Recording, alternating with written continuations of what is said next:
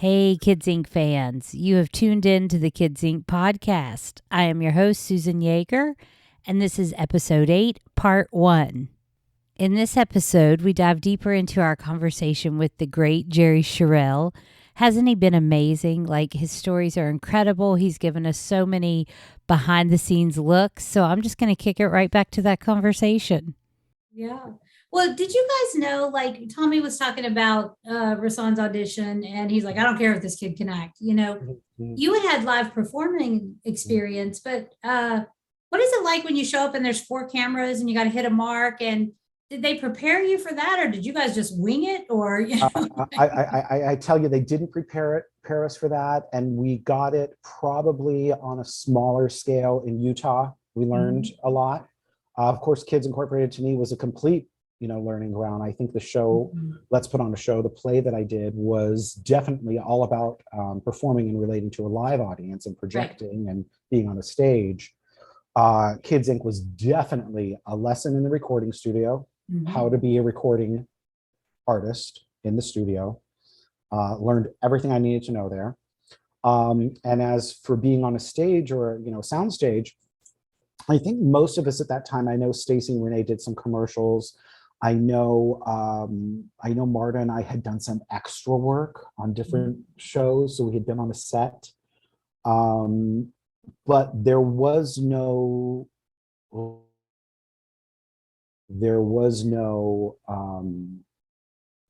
learning your marks. It was just listening to the director and say your line here, and Jerry, just this camera over here, this is the one that's going to be on you. And wow. when we would perform, I believe kind of being told if we wanted to sing to camera, sing to one, which would be the one that was straight ahead in the back of the palace, the place, would be straight in the back, but not really play to these side ones too much unless you were told to.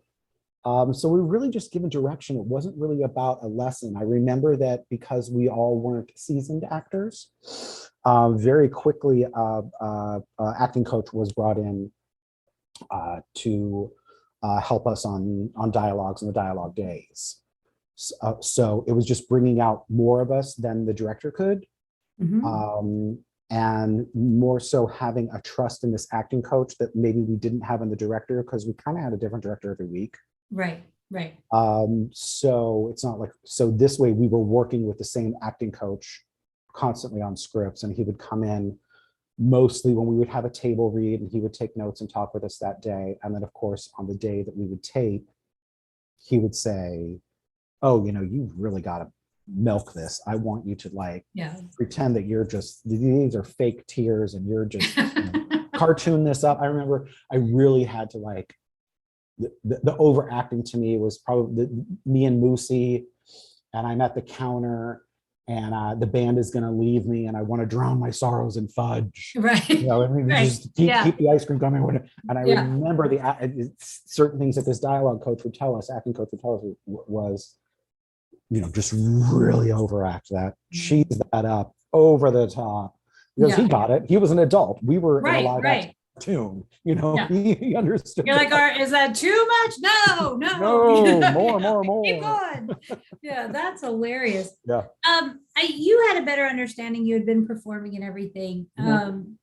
This cast, when you look back now, and Martika and Fergie and Renee and Rasan and you, were you aware of how talented everybody was, or were you just like, these are the people I work with? I was very aware that the 5 of us were very talented vocalists. I knew that. I knew Renee. Renee was a great actress in her dialogue scenes, but also in her recording and in her performing of a song. Okay. Which is something that I didn't learn until later in life. And it was during a time, actually, as I've been a publicist forever, it was during a time I worked for Barry Manilow for about 4 years. Wow. And it was my dream job, and I was his publicist. And during that time, he taught the American Idol kids one season when Jennifer Hudson was on and Fantasia, and it was Manilow week. And so I'm sitting there and he's teaching these kids, who are you singing to?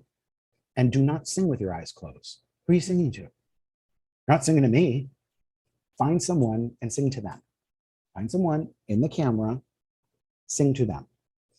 And Renee did that at 9 years old. Yeah. You know what I'm saying? Yeah. So I knew that from her, and it's something that few performers have now who can act a song. And it is definitely, Manilow or definitely someone from the theater. Celine Dion does it. She acts a song. She's not closing her eyes and singing to herself. She's telling you the story. Right. Renee was doing that when she was younger. Stacey, I knew she had crazy belting. Yes. What is coming out of this tiny girl? Yeah. And I knew Marta in the studio was a recording artist immediately. And I think the first time I kind of heard her recording for real would be when we did the pilot, and I was like, wait, this girl kind of sounds like it's like a record ready to go on the radio. Right. I felt like she was that way too, obviously during the series. And she was a trained dancer and performer, and was always readily on. A lot of times, if I wasn't in the mood, or I think some of the other kids weren't in the mood, we'd just sing it out and that's it. If that camera was on around Marta, it was on and she was giving 1,000%, whether it's a concert performance or in a production number. And then of course I knew Rasan just from meeting him the first time and hearing him sing. I was like, this is astounding. And I think there was some sort of lick or some sort of couple lines he had in Ain't No Stopping Us, or There's No Stopping Us, which I think was in the first episode. There's no stopping us. And I remember I was just like, oh, he did the na na na na. That's what it was. And I was like, oh, this guy can really sing. So I knew we were all great vocalists. Right. For sure. Do you remember, you posted something on your Instagram not too long ago about a public appearance at the warehouse. And I'm like, I never heard of that. I've seen pictures from a lot of things, but I never heard of this. What was it like when you guys went out and especially together? Was there did you have fun with that? Are you like, oh my gosh, what do you remember from those live appearances? It's interesting. And there really weren't a lot of them. I think in seasons after me, maybe I think they performed at Knott's Berry Farm or something like that out there.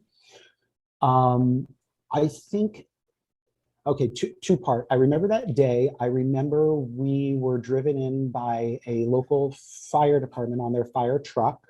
Oh, wow. To the warehouse. And I think that it was promoted on a radio station out there. And it was actually, the Warehouse record store was near my home. It was in the valley. It might've been in Encino maybe.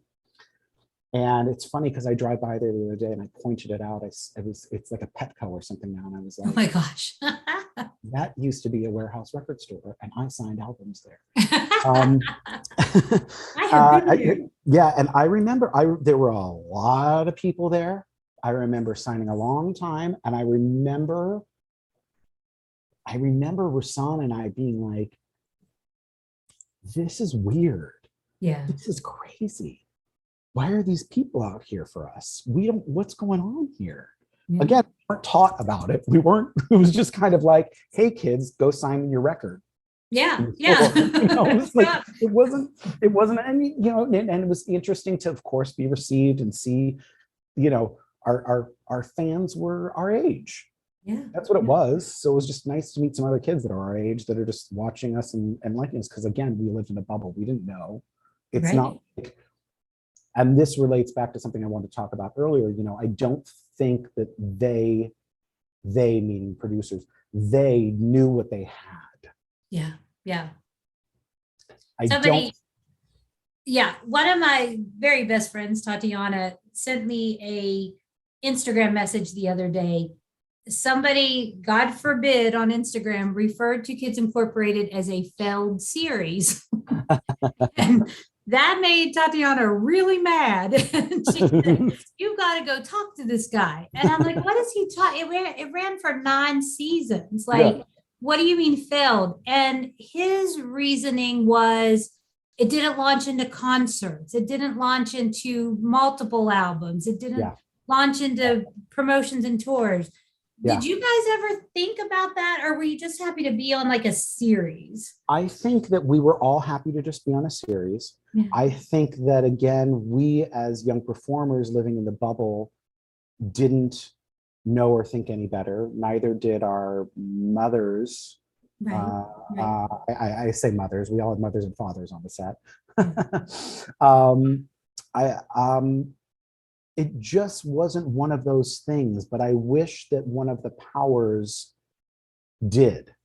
And I'm not pointing at Tommy Lynch or Lynch Biller or anyone involved like that, but because, especially what I know now and listening to Tommy recently and just trying to keep the boat afloat and Right. keep it on the air, you don't have time to think about a concert tour, another album, Right. a live TV show concert, or any of those sort of things. You just didn't. I imagine. I mean, he was very much a one-man show. Right. Trying And he to was just so keep this young going. when you He think was, back. oh my God, 28, 29, like he what? was so young, and the poor guy too. So most of our mothers were 10 and plus years older than him. Yeah. So forget about the kids that he had to deal with. Yeah. Yeah. He A mama. had 10 stage mothers and fathers, That's true. essentially, That's true. coming to him, talking to him, complaining to him, whatever it is, daily. Yes. And I Yeah. remember a lot of that. I remember even my mom just being just like, she would talk to him. My dad never really came to the set, but she would talk to my dad. This kid is running a show there, and I don't know what they're doing. I don't know what they're doing with this kid. Is he out of college? I don't even know, but there's this kid there. And he's telling me everything's going to be fine and it's okay and things are right. I don't know if I should believe him or not. you know, it's interesting what in looking back and knowing what I know now in being in the business my whole life, as I still have been now and working in this industry. I wish that they would have looked at the playbook of the Partridge Family and the Monkees before us to do that, because they certainly, it's not like it hadn't been done. Right. It was done 10 and 20 years before us, and it could have, it would have been great. It would have been great, and it would have been massive. And I'm sure that it involves a lot of money that just wasn't there. Right. Right. So it never happened. You know, I think at a time after I left, maybe 2 years later, and Tommy may or may not even remember this. I remember it. So I hope it wasn't a dream. I'm gonna have to like call him and ask him. There was an idea of a Teens Incorporated.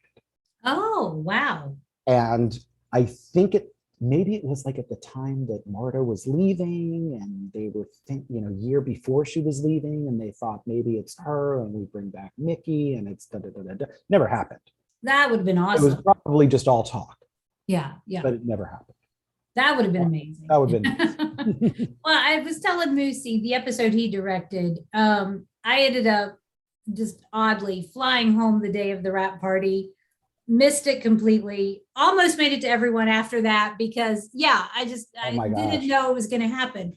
But it was even more salt into the wound because you showed up to that one. Oh, wow. My friends have pictures that my friends that got to go, and they called and they're like, we met Jerry, and I was like, you guys suck, it was bad enough. But was it important for you to go back and say hey to people? And I vaguely remember going, and I remember I had no problem in going, and I wanted to go. I wanted to see people. Yeah.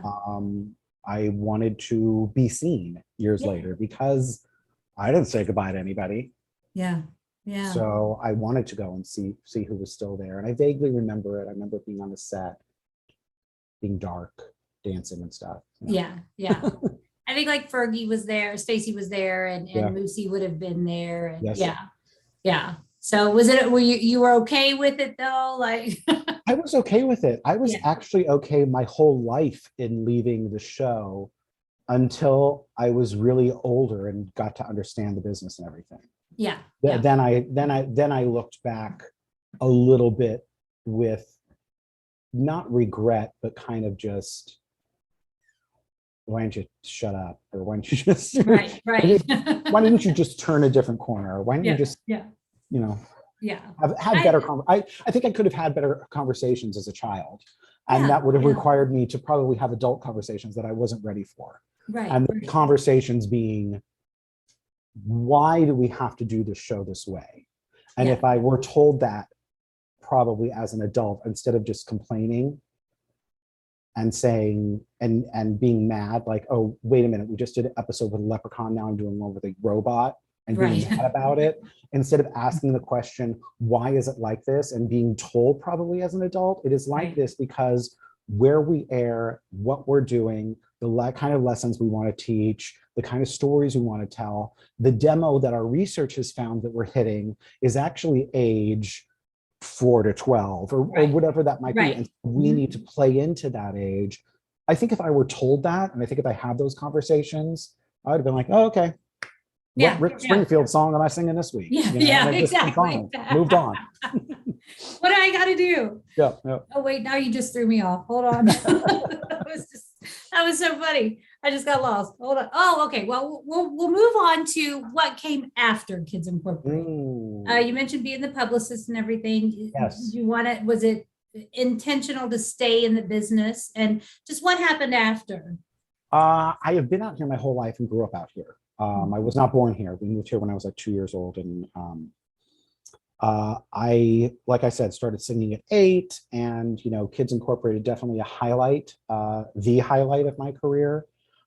Shortly after, so from the time I was about 15 up until I was about 21, and then again probably when I was 25 until 28, 29, I had probably 5 or 6 different record deals.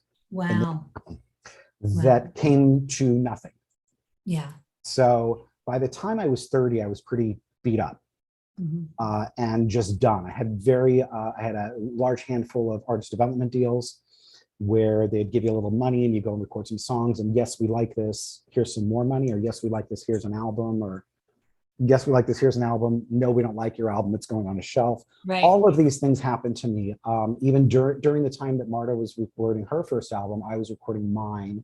I was at MCA, she was at Columbia. We were actually working with a lot of the same producers and writers at the time.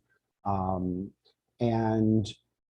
and from that, then that project became shelved, and I had a deal with RCA, then I had a deal with a label at BMG. And then finally, I think when I was about 28 until I was 30, I had a songwriting deal and a development deal to be an artist at Quincy Jones Music Company, music publishing. So I was writing songs there, and they were developing me as an artist, solo music. And I was doing like a pop rock thing. I love Rob Thomas. I kind of want to do Matchbox. I love him. Yes. Love him. Love him. So I was kind of doing music kind of like that. And it just never happened. It never ignited. And finally, at that point, I think Idol might have started, and Idol's age limit was like 24 and younger. And I was like, Jerry, enough. Yeah. Quit playing, done. Yeah. Moving backward, when I was 21 and wanted to get a real job and get out of my family's house, I worked at a magazine called Radio and Records, a few days a week, making money like as an assistant editor, and still in the music business. They would chart the songs and play based on what radio was playing. And it was kind of like a Billboard kind of magazine, but it was Radio and Records. I love there's an airplane going by as if I'm outside. There's a helicopter going outside. Thin walls here in LA. I don't even hear it. Yeah, it was loud. As long as they're not looking for you, it's okay. No, not today. So I had the deal at Quincy Music. That finally just never ignited. Idol came along. I stopped doing it. But back when I was 21, I started working in the industry. My dad worked in the music industry, and Oddly enough, he was a record executive and became a record executive in his 20s and stopped singing. Oh, wow. He was a nightclub singer, also by the name of Jerry Sharell. And he ended up wanting to start a family and get married. And he was like, this nightclub singing isn't going to make that happen. So he moved into the music business and became a music executive in the industry. And so I kind of like, it's kind of like a carbon copy of just like, I was this singer, struggling singer, working here and there. I had done Kids Inc. And then I was like, well, I'm going to move into the music business end of it. And so that's what I did. And since I've been 21, I've been a publicist, and I still do it. And I've had a great time with it. Like I mentioned, Barry Manilow was like, for me to work for Barry Manilow, if you ever get a chance to talk to Marta, she will tell you like, that's insane. Cause I was just like, that's all I want. Manilow was right. my whole life. Yes. So I worked for him, and it was great. And also at the time when he finally learned that I can sing, he said, oh, great. Can you go sing my sound checks for me? So I don't have to do the sound check. Oh my gosh. Or go sing the sound check because I want to hear what it sounds like in the auditorium. You're like, you want Copa, you want what do you need? What do you want? I'm like, I know. I'm like, what do you need here? You need Even Now? You need Mandy? Yeah, what do you want? What do you want? Well, that's the thing. I know all the songs. So he was like, it was a dream for me. I have some tape of it and I have some pictures of it too. It was just, that was a dream job. So I've lucked out, and I've had some really great jobs now in daytime TV at a network, and I just love it. It's a great creative outlet for me too. And just I don't sing much anymore. It's not like you stop singing, but it's around the house and in my car. Sometimes maybe at a friend or family wedding or event. I did, when I turned 40, I did a concert here in LA where I hired a band, I rehearsed, I got in crazy shape, I went into vocal lessons, and I did a concert one night in a nightclub and talked all about my career, and I talked about Kids Inc., of course, and I sang I Can Dream About You. Oh, yes. The classic. The classic I Can Dream About, because I had to do something from the 80s and touch on Kids Inc. In this like show that I was doing. So I did that for my 40th birthday. And then a couple of years later, I did a show with one of my girlfriends, Randall, who was actually in the Roxy show with Marta and I. And she said, I want to do a show just like you did, but I can't do it alone. So we have to do a night of duets. So a few years later, we did that together. And then I was going to do one for my 50th, which was a couple years ago. I am 51 now. And I was going to do it for my 50th, and it was set to all scheduled. And I started rehearsing with my friend Michael Orland, who's of course known from American Idol. And I had probably about 8 of the 14 songs set. And then the pandemic happened, and my birthday didn't happen. So I had to celebrate 50 and 51 in lockdown. So we shall see what happens. We shall see what happens for 52. I'm hoping that that things get a little eased up and everyone just gets vaxxed and we can go to a show and not have to wear a mask, hopefully, and I could do it, because if I'm going to do it, I want to do it on my terms. And it's interesting because the show that I had then planned with Michael Orland a year and a half ago has most certainly changed now. Wow. I'll definitely change it up. But I will do that. So I may be turning 52 or 53 and celebrating my 50th birthday. Which is fine. Just subtract. But you have to let us know ahead of time so we can stack the audience. I will. How are you even thinking that you need to stack the audience? Because we'll be sold out. No. I meant with the fans. Like good. Yes. Okay, good. Yeah. No, I'll definitely do. I do a lot of promotion and stuff for it before I even put something out there and took it down off Instagram, because I was like promoting it like 6 months in advance, because I have a lot of friends and family that travel from out of town to come to it. So I wanted to let them know, and then it's just like poof. So it's so sad, all the stuff we lost, because I know. I miss too, for me, I am a crazy concert goer, and I really do miss I miss going to concerts. I miss going to cabaret. I miss going to smaller venues and nightclubs to see great performers, or even I used to go to New York twice a year for work. I don't do that anymore, to go see shows. Yeah. Because I'd be obsessed, and you go to a nightclub and you'd be able to see Kristen Chenoweth or Sutton Foster play a nice room of 200 people, and Yes, just yes. I think we're getting there, but Yeah. that's Yeah. what. Well, Hey guys, thanks for listening to more of this conversation with the fabulous Jerry Sharell. Believe it or not, there is still more to come. So come find us in episode 8, part 2. Hey guys, we would love for you to check us out on social media. Tell us what you like, what you don't like, what you want to see more of. You can find us at facebook.com/Kids Inc. Podcast, twitter.com/Kids Inc. Podcast, and Instagram.com/Kids Inc. Podcast. Hope to see you there.